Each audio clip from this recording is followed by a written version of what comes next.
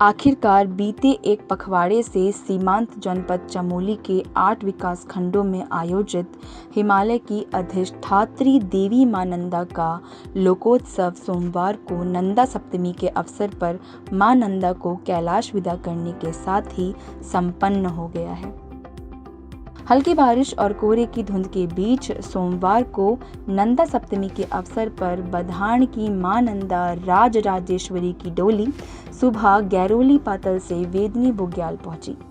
जहां पहुंचते ही मां नंदा की डोली ने पूरे वेदनी कुंड की 3 परिक्रमा की और अपने नियत स्थान पर विराजमान हो गई।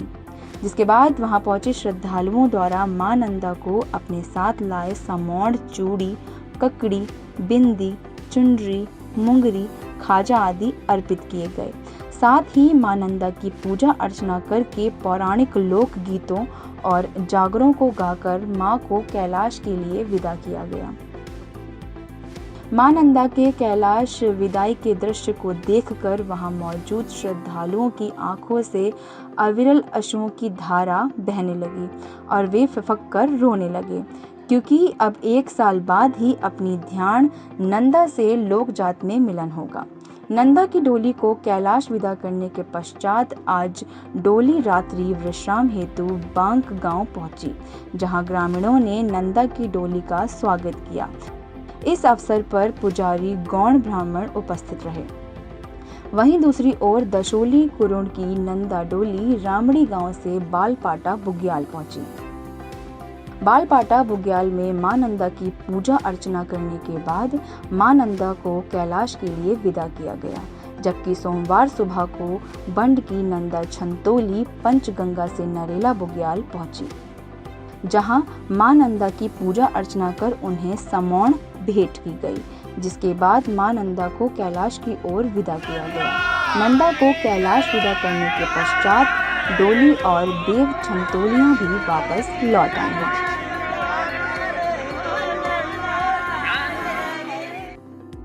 डोली के वापस लौटने के साथ साथ यहाँ ठंड भी शुरू हो गई है, जिसके पीछे ये मान्यता है कि नंदा की लोक जात संपन्न होने के बाद जैसे ही डोली वापस लौटती है, वैसे ही उच्च हिमालयी क्षेत्रों में ठंड भी शुरू हो जाती है और भेड़ बकरी पालन करने वाले पालसी लोग भी धीरे धीरे हिमालय से मैदानी इलाकों की ओर वापस लौटने लग जाते हैं, जबकि बुग्यालों में मौजूद हरी घास भी पीली होना शुरू हो जाती है। रविवार शाम से ही वेदनी बुग्याल और रूपकुंड होमकुंड की पहाड़ियों पर बारिश शुरू हो गई थी, जो सोमवार दोपहर तक जारी थी। देर रात रूपकुंड में बर्फबारी भी हुई, जिससे अचानक ठंड भी बढ़ गई है। इसी के साथ आज रात्रि विश्राम के लिए मां नंदा देवी आली बुग्याल के विकट रास्तों से होकर बांक गांव पहुंचेंगी। जो नंदा देवी राजा आती है, वो वैसे राजा जो मेनली होती है 12 साल में, उसमें जो 7 बहनों का मिलन होता है, लेकिन जो हर वर्ष हमारे गांव से होकर आती है, वो डोली लगाकर उसका हर वर्ष सावन या भादों के महीने में सप्तमी पे एक आयोजन होता है, जो हमारे गांव से होते हुए वाण में उसकी लाटू भाई के साथ उसकी विदाई करके ऊपर बैदनी में उसका पूजन करने के पश्चात उसको बांक के रास्ते आरे बुग्याल से होते हुए उसको अपने नीचे अपने देवराड़ा या फिर जहाँ वो 6 में निकले रहती है, वहाँ के लिए प्रस्थान किया जाता है। यहाँ ठंड भी लग रही, कोहरा भी है, हमारा वातावरण सबसे बढ़िया है। हमें अपना संस्कृति, अपना पहाड़ को बचाने के लिए, अपनी संस्कृति को, अपना आज का कल्चर, हमें अपना पहाड़ बचाना है। इसलिए हम हर साल नंदा राजात पे यहाँ पे आते हैं।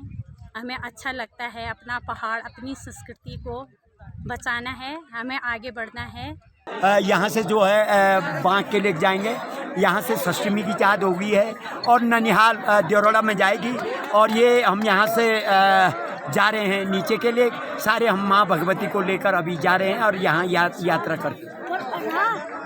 आज का पड़ाव कहाँ होगा? आज का पड़ाव बांक में है, ग्राम सभा बांक में, और सबसे बड़ा पड़ाव बांक वाली ही इसको कराते हैं। इस नंदा राजा यात्रा जो मिनी नंदा यात्रा है, उसमें आज पहली बार यहाँ पे प्रतिभाग लिया और मुझे यहाँ आके बहुत खुशी हुई। मैं यहाँ की जो संस्कृति है और यहाँ के जो लोग बाग हैं जिन्होंने अपने सहेज के रखा है, वो सही में काफ़ी तारीफ़ काबिल है। और मैं चाहूँगा इसी तरह से अपनी संस्कृति को बनाए रखें और उत्तराखंड में जो हमारी हर गाँव की हर जो संस्कृति है, उसी में में सभी को अपना विश्वास रखें और इसी तरह से संस्कृति को आगे बढ़ाएं। वेदनी कुंड से वाण गांव के लाटू देवता बांक गांव के लोगों को आगे की यात्रा वापसी सौंप देते हैं।